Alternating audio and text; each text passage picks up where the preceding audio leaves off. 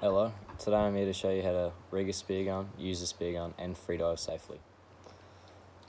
This is my 90cm roller gun. It's a freediver, it's a South African brand. It's got a nice handle on it, it's good for loading. These two rubbers get loaded down like this for pre-tension.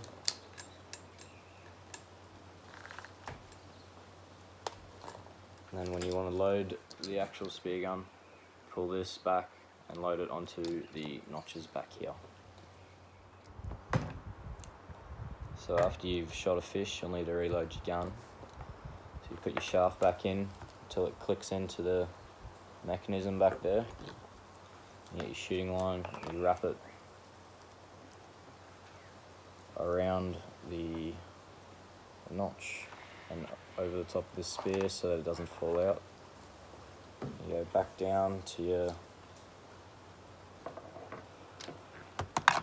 little notch right there, that thing. You go back up around here. I like to run 2 wraps of line, gives it a bit of extra range. And there you go, ready to be loaded again. So there's only really 2 knots you need to know for rigging a spear gun. You know the bow line to attach the line to your shaft, and you need to know a constrictor knot to keep your rubbers tight. So the first knot you'll need to know is the bow line for tying your line onto your shaft. What you do is you take your body, you make a loop, you make sure that the short end of the body is on top. You go up through the loop with your tail, around the body, back through the loop, and pull tight. There's your bow line. The second knot you'll need to know is the double constrictor, which keeps your beads inside your rubbers when you load your gun. So you tie this knot, take your line, put it under, do this to form a cross, like so. Then you take the side that's on top, call it the body, and this is the tail. You take the body around, and then around again, and come up on the right side of the tail, like so. You go around the front of the tail and come up in the center of the cross. And pull tight and adjust to where you want it,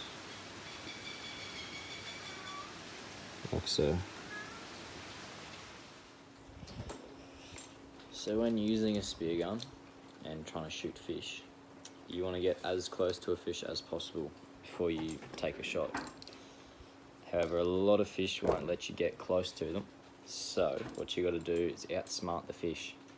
Sometimes you can do this by going around the other side of a rock that they've just gone into or around, or you can sit on the bottom, flick up a bit of dust, scratch some sand or a rock, and 9 times out of 10 the fish will get curious and come in to have a look at what you are and what you're doing.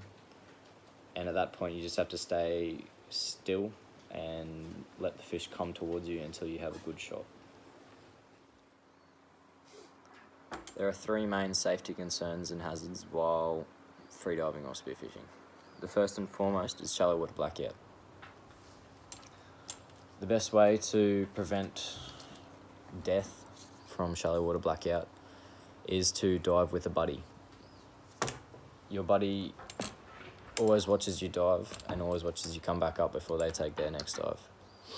If your buddy blacks out and you're on the surface, you've got to know what to do.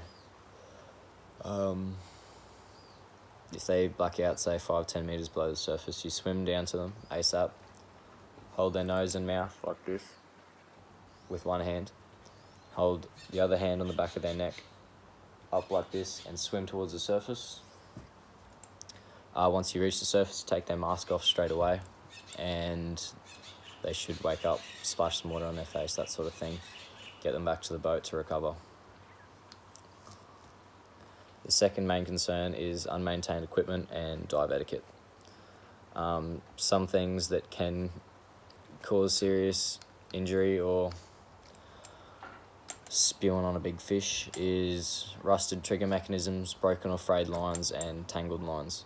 Always make sure your gear is in good condition before you go for a dive.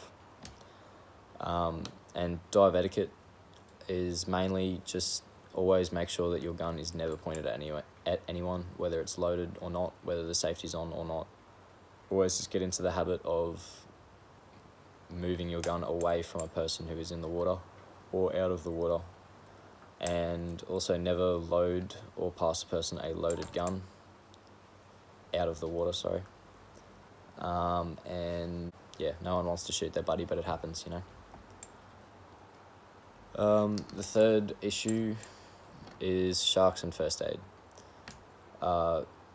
Sharks aren't usually a problem, but you have to know what their behaviour looks like when they are in a hunting mood or a killing mood.